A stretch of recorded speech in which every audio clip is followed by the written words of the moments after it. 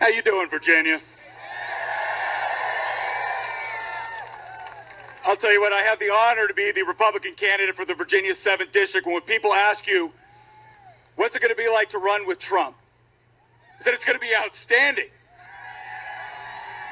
Because he has a record we can actually be proud of. He has a record of increasing jobs, lowering taxes, lowering regulations. He has a record of the most comprehensive criminal justice reform we've seen in a generation.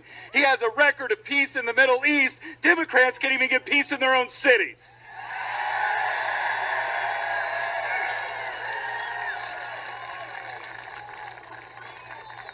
But we have arrived at that moment. I remember the first time I recognized it. I was serving my second tour in Iraq with 1st Special Forces Group.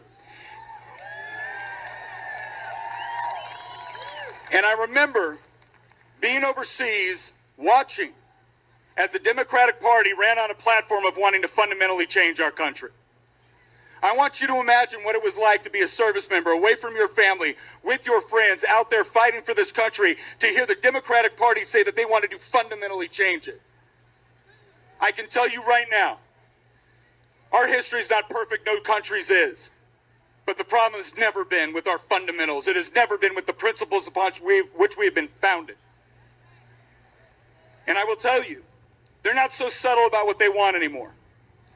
I entertained the idea for a while that I could get out of the service, that I could get engaged, and that I could make the argument on why these principles of individual liberty, of private property rights, of being free to be in control of your life were something worth defending and protecting.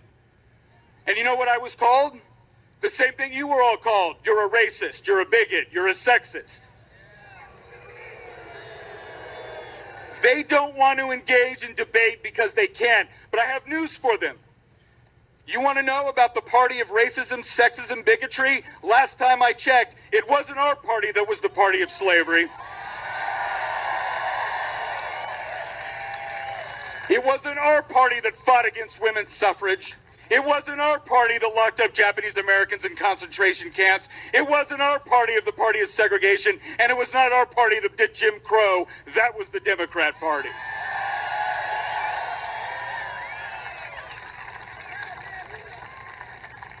And they may say they have changed.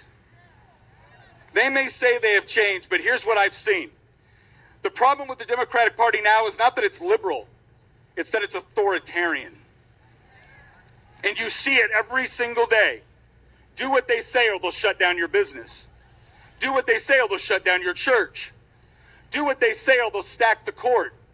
Do what they say or they'll impeach you. Do what they say or they will let the mob run rampant.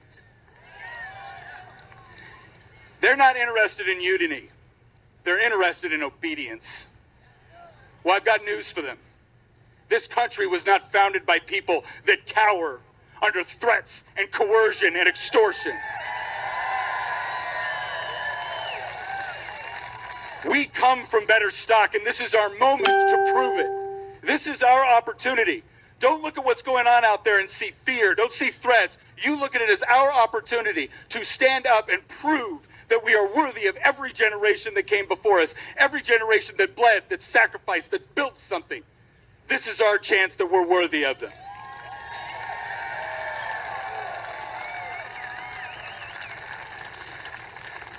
And I'll leave you with this, because I know most of us that are here, we don't love politics. We love our country. But we do have a choice to make, and it is very simple.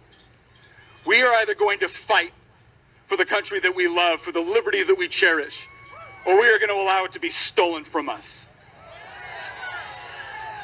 So here's what you need to do. Here's what we all need to do. You find whatever it is that motivates you in that moment when you are tempted to think that you have done enough, when you are tempted to think that you have fought enough. You remember that, and I'll tell you what it is for me. It is watching children of friends of mine that did not come home carry a folded flag that represented their father. And I will tell you this, he didn't lose his life, he gave it. He gave it for this country.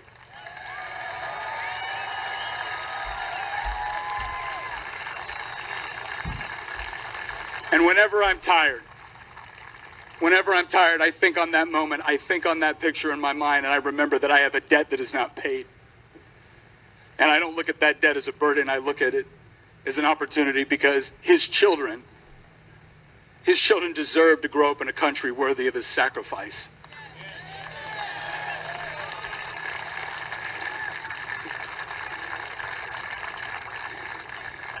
And I go to see that they have it. Will you come with me?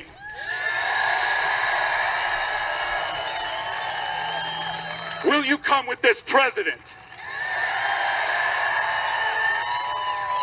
Then Godspeed, dear President LeBaron, we will see you at the finish line.